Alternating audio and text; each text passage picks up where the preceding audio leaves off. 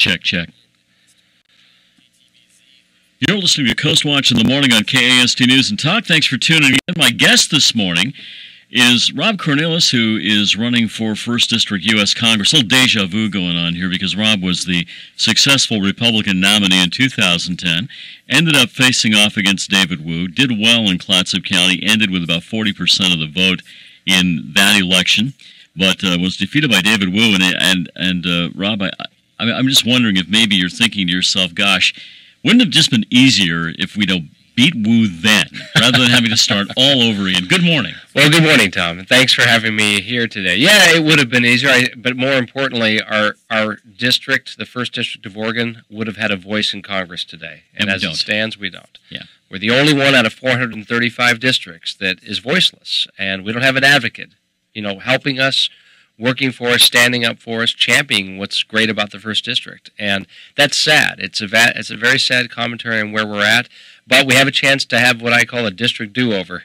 Mm-hmm. And in about 4.5 months, hopefully the voters will see that this is a chance to put something who will actually get something done for this district back in Congress. Well, I'll tell you, I read your website, and it's more like a white paper. It took a while to get through all, because you thought through so many positions that are key here. Let's talk a little bit about background first, because I think that's important, because that really is going to tell people why you may be the guy.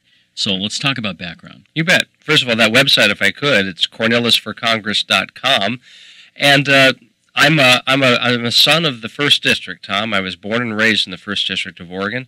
My wife, Allison, and I have been married 25 years. We have 3 boys, two of whom are in college now. One still home, attends 12th in high school. Our kids have gone up through the public school system in the Tiger 12th School District.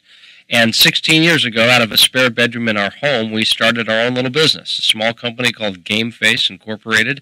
And in that 16-year period, we've taken an idea and we've become industry leaders in our particular line of work. And we've been able to employ over those years about 60 different people, or families as we like to call them and like to think of them. And so for 162 months, we've met a payroll. And that means that we know how to stick to a budget. We know how to say no when it wouldn't be prudent. We also know how to sign the front of a paycheck. And sometimes, I think some of your listeners will appreciate this, when you're the person whose name is on the door, when you get to the last stack of those paychecks, you realize it would be irresponsible of me to pay myself. So I'm just going to stick it in a drawer for now, and hopefully for better times. Yeah. But we've also been very involved in the community in those years. I'm currently on the board of Special Olympics of Oregon. I'm on the board for the Oregon League of Minority Voters. I'm on the board for Virginia Garcia Memorial Foundation, which is community health centers throughout Washington and Yamhill counties. It provides health care for people who are either low or no income. I also serve on Umpqua Bank's divisional board, so I can better understand the financial situation that small businesses are looking at today, and be an advocate for them in the financial world.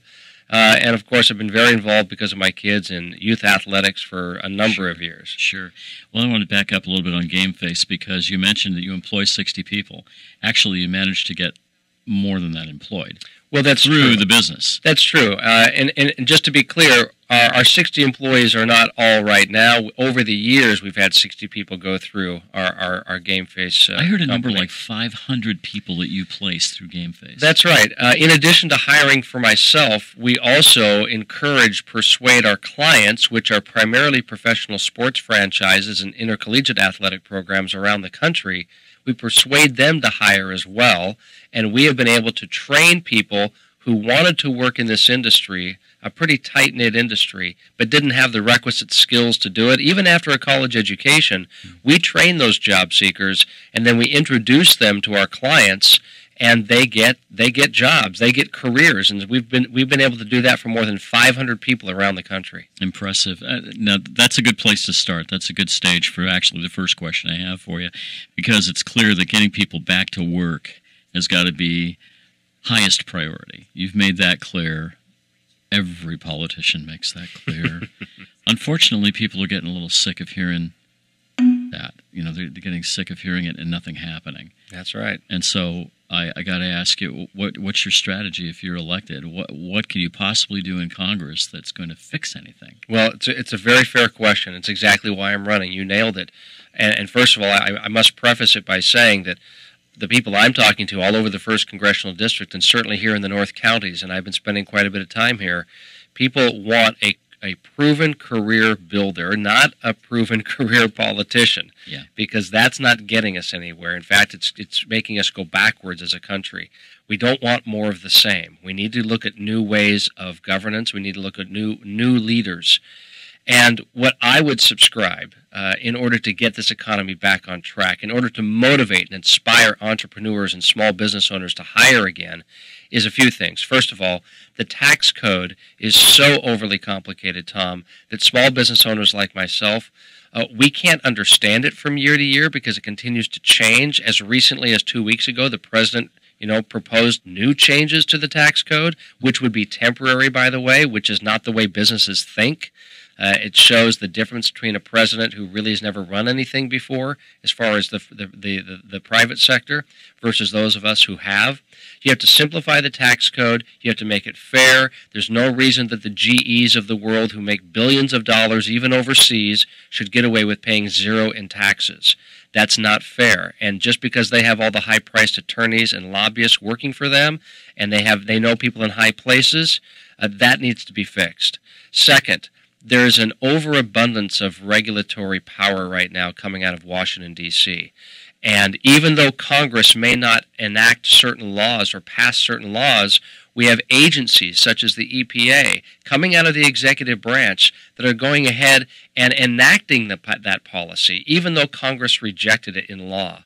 And so as a small business owner, I know that if you put handcuffs on me through onerous regulation, it's not only gonna cause me to sit on the sidelines. It may even cause me to just go hit the showers and say I'm just not going to play anymore. And so that has to stop. Now I believe in responsible regulation. It protects us. It serves our interests. But we've just passed the tipping point, and I think we all recognize that as a country. Whether it's through healthcare regulations, whether it's through the Dodd-Frank bill that oversees the financial systems, or whether it's just overseeing the forests and the fisheries here in Clatsop County. We've gone way beyond reasonable, and I trust and respect Oregonians to do what's right when given the opportunity. Sure, there will be rule breakers, and we'll deal with those. A third thing that we have to do is we have to finally put into action what is pretty much a bipartisan agreement in Congress, not to mention the president encouraged it 2 weeks ago, and that is, let's go ahead and authorize these free trade agreements with Korea, with Panama, with Colombia. If we do this, this means jobs for Oregon businesses because we'd be opening up more markets internationally, and that gives our companies in the 1st District a chance to spread their goods and services elsewhere. And I would add, we have to make sure that we have a fair infrastructure here that provides the transportation of those goods and services.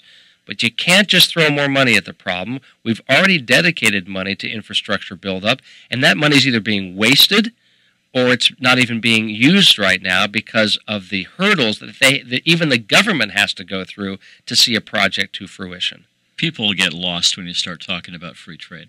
They get lost when you start talking about trade deficits, quite frankly, because for most people out there, it's like, okay, that's wonderful, but I need a job today. How am I going to do that? So that doesn't necessarily translate for them. Yeah, real easily. I think it's complex. Let me just use an easy example. In Washington County, we have the largest employer in the state, Intel. Intel wants to have open markets. So does Nike. So does Columbia Sportswear. 3 of the largest employers in the state happen to be in this district. And in order for those, when we open up new markets, obviously domestic, but they're already open, but when we open them up internationally, it gives us an opportunity to ship more of our goods to these countries that right now are very closed to our goods because these trade agreements haven't been authorized. So again, this is a bipartisan understanding. Democrats and Republicans say we need to create hundreds of thousands of jobs in this country by authorizing these agreements. And the president even mentioned it himself. But what's happening? Well, it's pretty symptomatic of what's happening in Congress. There's brinksmanship going on. There's gamesmanship.